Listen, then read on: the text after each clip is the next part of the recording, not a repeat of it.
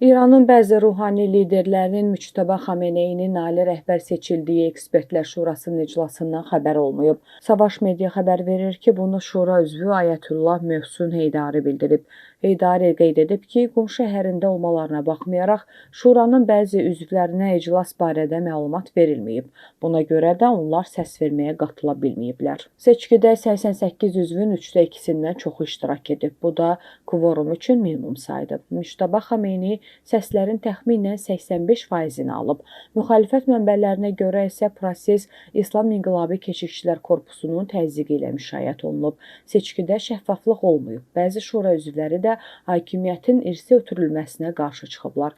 Məlumata görə Əli Xameyninin seçilməsinə qarşı çıxanlardan biri də İranın Ali Milli Təhlükəsizlik Şurasının katibi Əli Larijani olub. O, qardaşı Sadiq Laricaninin ali rəhbər olmaq uğrunda mübarizəsini dəstəkləyib.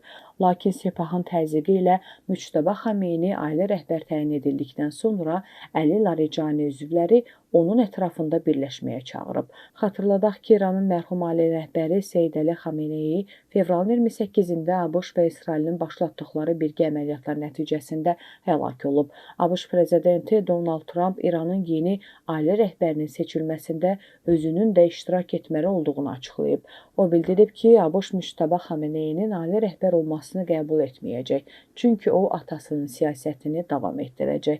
Bu da ABŞ ilə İran arasında 5 il sonra yeni qarşıdurmaya səbəb olacaq.